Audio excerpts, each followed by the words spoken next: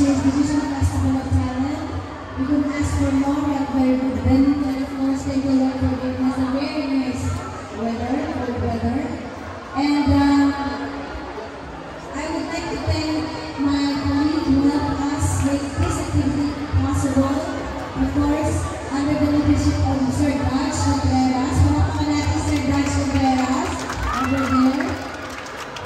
And of course, I would like to thank my current Tihada of T. Alonso High School. Kaway-kaway! And of course, thank you to the very president to Ma'am J. Jalisha, head teacher of Abad Santos High School. So before we announce the winner, we would like to award the certificate of appreciation to three of our distinguished judges. Sir, medyo dami na po ito. Gusto ko ba ito have this signed by our 8th Guardian OIC Cristito ito. May request of that Sir Cheras, titignan tayo sa baba. Sir Dr. Cheras, and of course,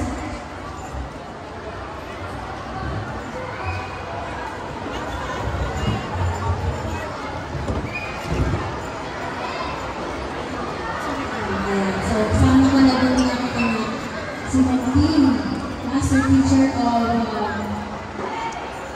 the last high school. So, natin ko po yan ngayon.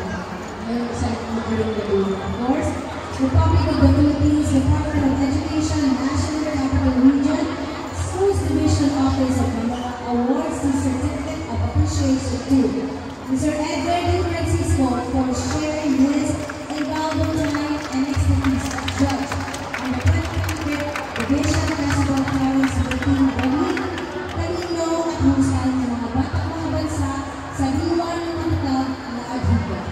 Held on February 6, 2025 at Dr. A. Albert Elementary School, given this 6th day of February 2025 in Manila, signed by our Assistant Regional Director and concurrent officer in charge, Office of the School Division Superintendent, Mr. Cristito Enrico Cesar III. Sir Edgar D. Francisco. Ma'am.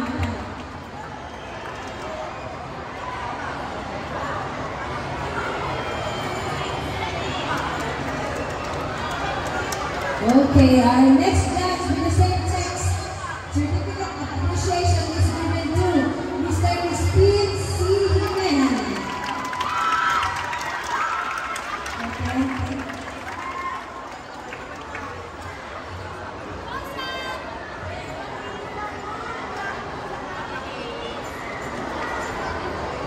And of course, our chairman of the Board of Judges and the only woman among the schools. Ang magiging na dancer ito, ano lang natin magpapasakot ngayon ito, ha? Tumutuloy sa kawayan ito. Okay. So, palagpakan natin ang chairman of the Board of Judges, Ma'am Jackie F. Rosales.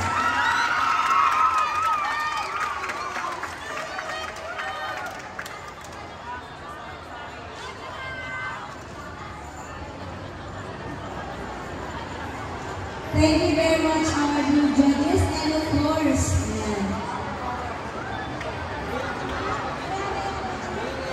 may I have my people join us, please.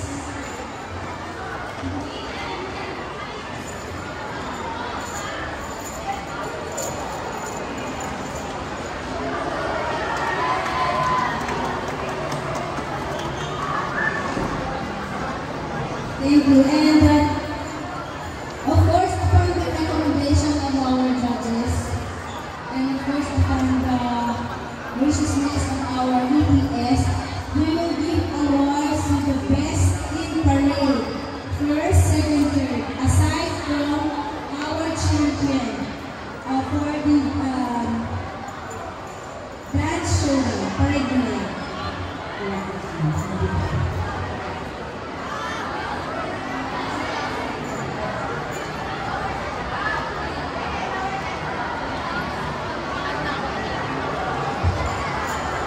Okay, so assist us. This is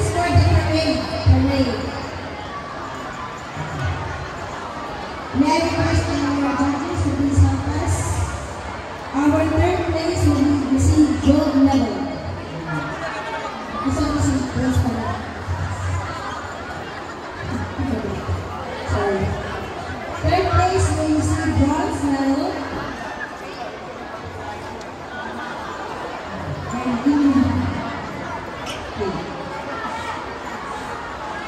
Kailangan na lang ano eh. Diba? Mag-effort kayo, binusta kayo, diba? And yung certificate natin, mga coaches, hindi ko ba ang certificate, pero yung medal ng gender is true. Pagpapano ko naman yung certificate. Okay, our third place for the parade dance is from Villamar High School.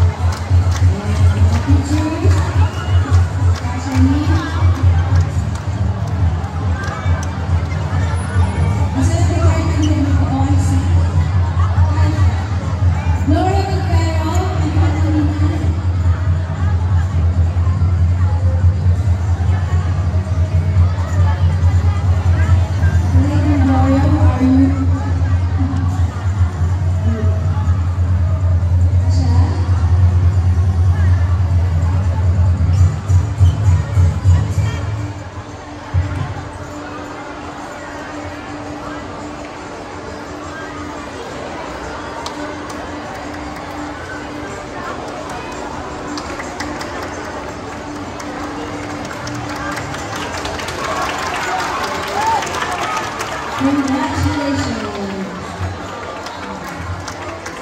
And now for second place for the dance parade is from Aquino High School.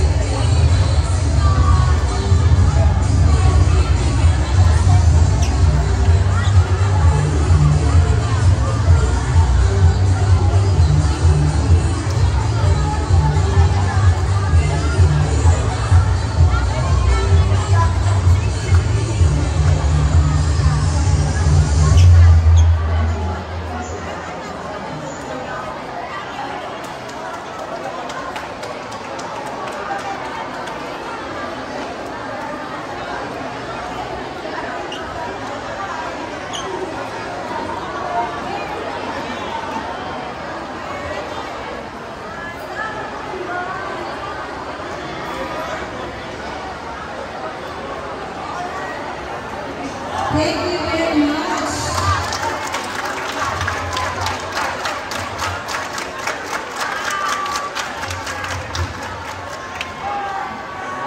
And now, for the brightest academy winners. First of all, I would like to thank all of you for joining. Palakpakan natin yung mga coaches. Palakpakan yung mga sarili nyo. We know it's not easy to train, to practice. We know that paghapon, nag-asawa kayo, and of course, overall, ng panahon, ng si teacher, para pa sa merienda. So, thank you very much for making our contest a successful one. And we'd like to thank your school also for allowing me to participate and for the support na bigay sa inyo ng mga principal. Paabot po ang aming maraming pasasalamat for supporting the MAPE department in sports and in arts and dance. Thank you very much. And now,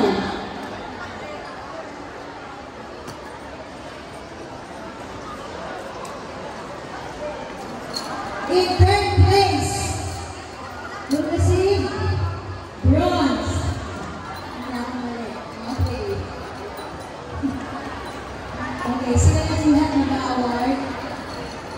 Goes to Nolasco High School! Congratulations!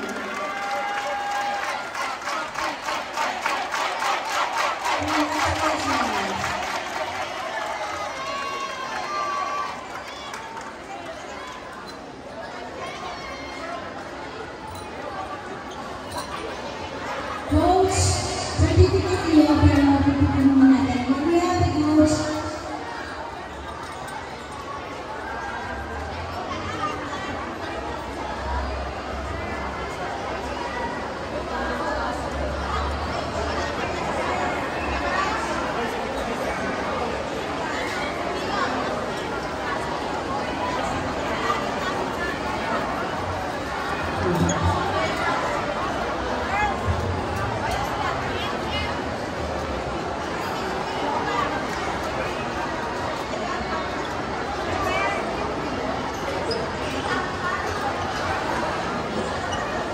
kasama kami.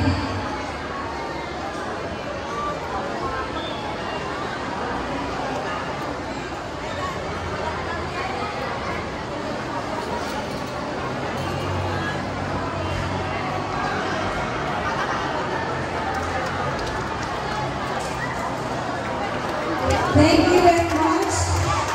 Nolasco High School.